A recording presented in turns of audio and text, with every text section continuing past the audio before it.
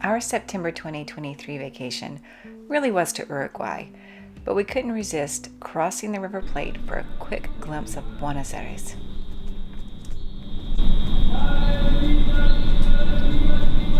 In my last video, I covered our first afternoon walking around and our first evening, but we only had one full day, and it started with just being interesting looking out our hotel room window. I wonder what's in his basket.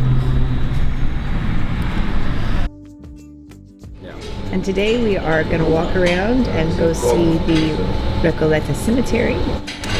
And tonight we have another Airbnb experience to go to a jazz club with a jazz singer. So that should be fun too.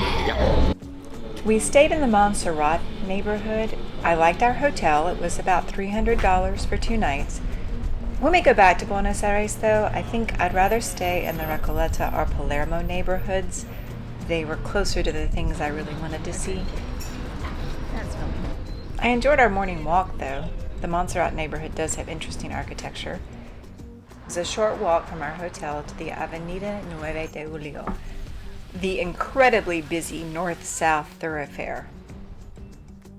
It was interesting just to walk along and see the buildings, see the people, the trees.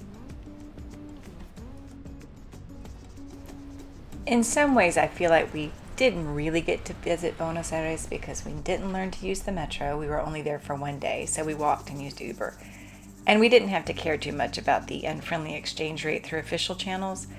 If you're there longer, people advise either sending yourself money through Western Union or going to the unofficial money changers on Florida Street and getting a much more favorable exchange rate than the official one.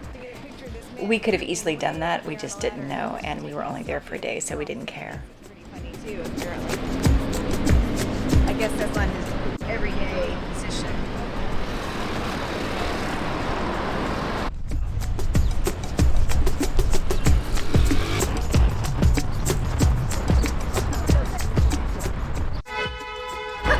We're a little early for spring, but this tree is funny. Is he bossing the other dogs?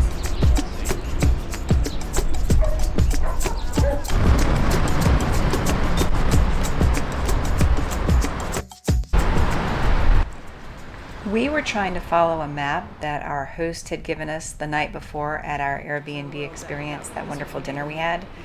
We got a little lost though, and at the French Embassy we took a wrong turn, but we still made it to the Recoleta cemetery, which was our destination. Look at that tree. Just outside the cemetery there's this amazing tree. It's a giant rubber tree.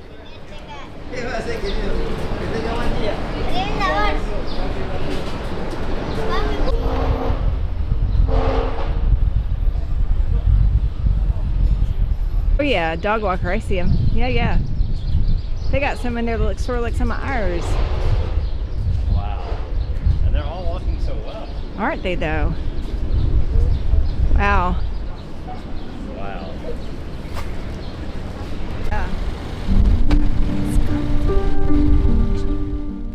I was following the dog walker with my camera when I accidentally caught a little bit of a funeral in progress.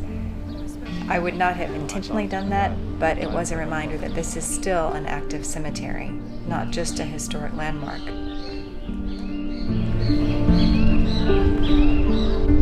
Cemetery beside New Orleans.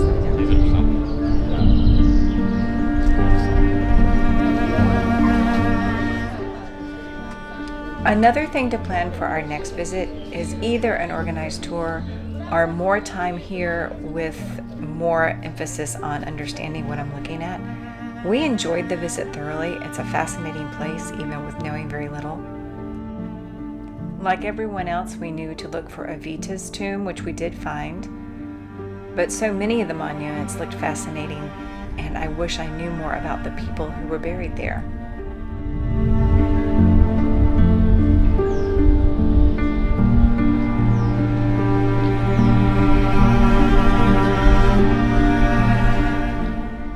For instance, it wasn't until I got home that I researched and found out that the statue of the young woman with her dog is the tomb of a woman who died at 26 in an avalanche in Austria on her honeymoon.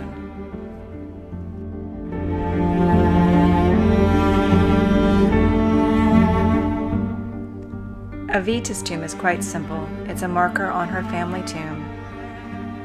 It was sort of funny and sort of sad, but there was a fellow American tourist there who just could not believe me when I said that was in fact Evita. Although I understand the expectation that such an important historical figure would have a monumental tomb.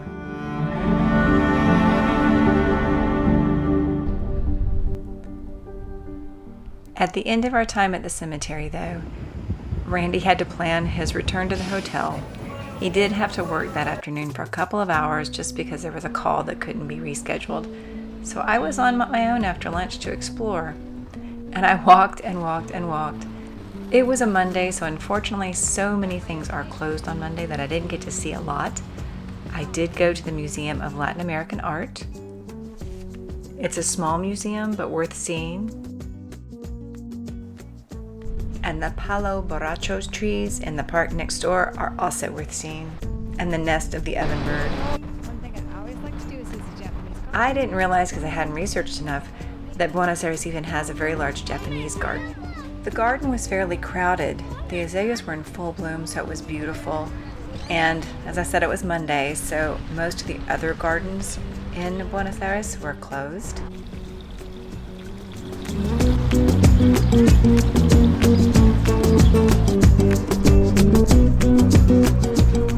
So I would not have planned to visit Buenos Aires on a Monday. As I said, we were fitting this into our Uruguay trip. But I'm actually kind of glad I did. It made me look outside the traditional big tourist attractions.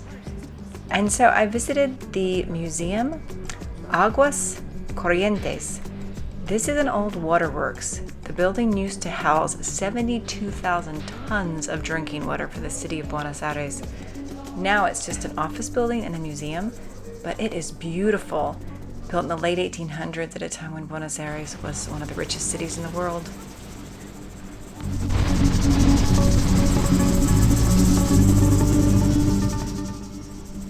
And after that visit, it was time to walk back to the hotel and get ready for our evening out. So we're getting ready to go out again tonight for another Airbnb experience. We're going out for a similar thing. It's just going out with a jazz singer to a jazz club, and that should be fun too. And again, it's set up through Airbnb.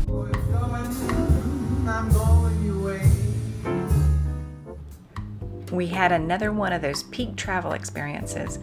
This time it was at La Biblioteca Jazz Club. Luz, our guide, is a jazz singer, and she met us in Recoleta. We walked around and looked at some beautiful buildings. And then we went and listened to jazz and even got to hear her sing a little bit. Before we knew it, our little sampler of Buenos Aires was over, and it was time to catch the ferry back to Uruguay. I avoid Dramamine because it makes me so sleepy, but I should have taken it when I saw the flag like that. I didn't know, but now you do. At first, we all thought it was kind of fun that the ferry was rough.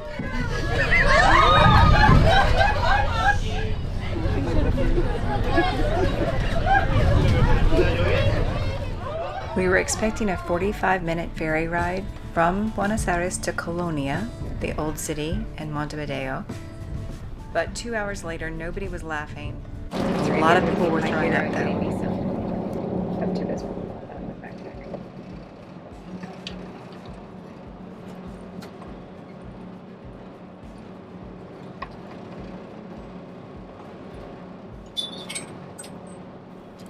Randy actually wanted to stand up, but the people who work on the ferry wouldn't let you do that.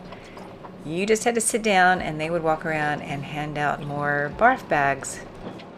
Well, we survived, and rough ferry crossing. I think that's kind of a travel stereotype, but that was in fact a very rough ferry crossing. We had people throwing up around us. Some people were still reading. Some people were eating. We were trying to stay well, and now we're here. So we're very early for our car pickup. We no longer feel like a nice leisurely lunch in Colonia. Or anywhere. Or anywhere. So we're in the 6th office. So where would you rate that on your ferry crossings in your life? Worst ever.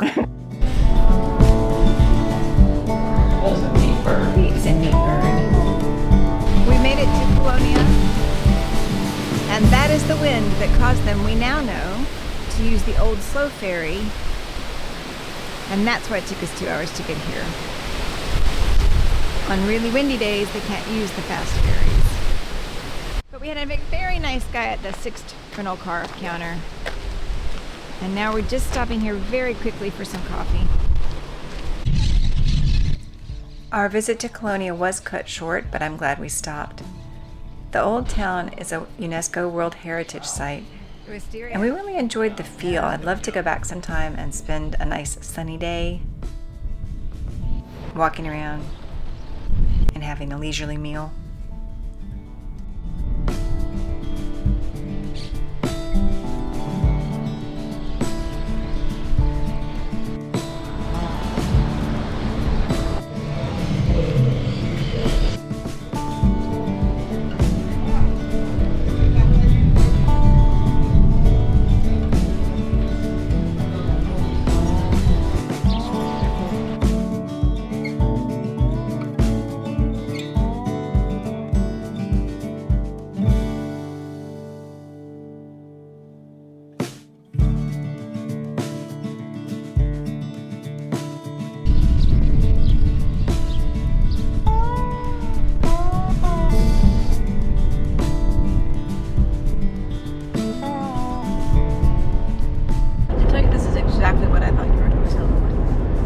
But with more horses, because I've seen more horses already just right on the outskirts of Colonia.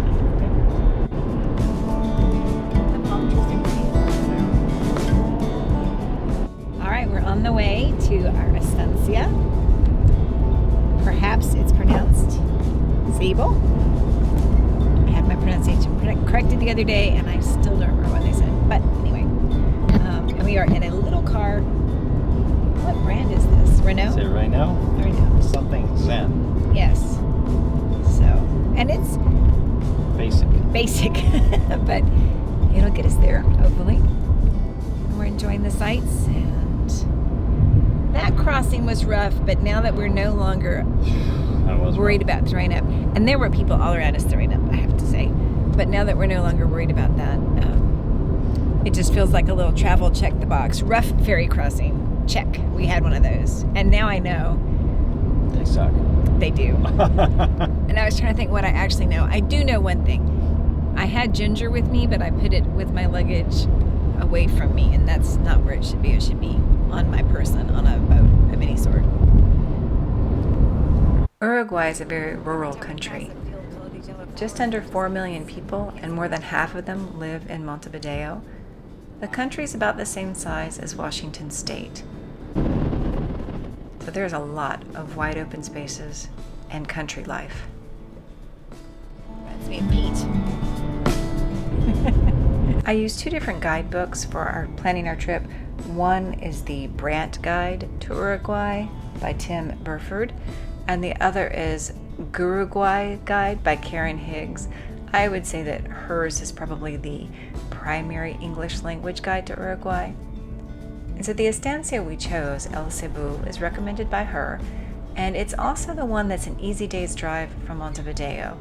We didn't think we had time to get further away, and I'm glad we didn't try, because we did get in after dark, even choosing the closest inn.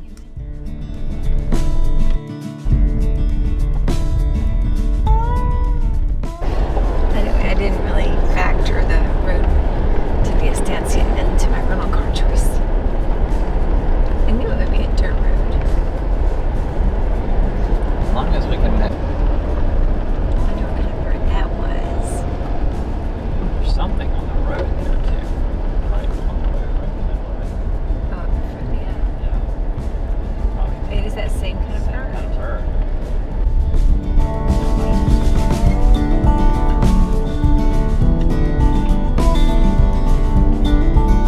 Gosh, those birds are having the ability to show up. Oh yeah. Oh, that is neat. I really hope that.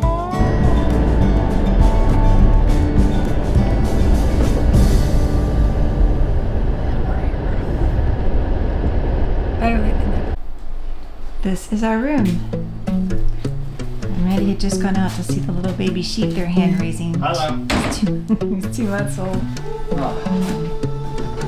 But I couldn't tell if we were upsetting him because he cries so much. In our next video, I'll share our taste of country life in Uruguay. Riding horses and eating meat. Just waiting on you and me.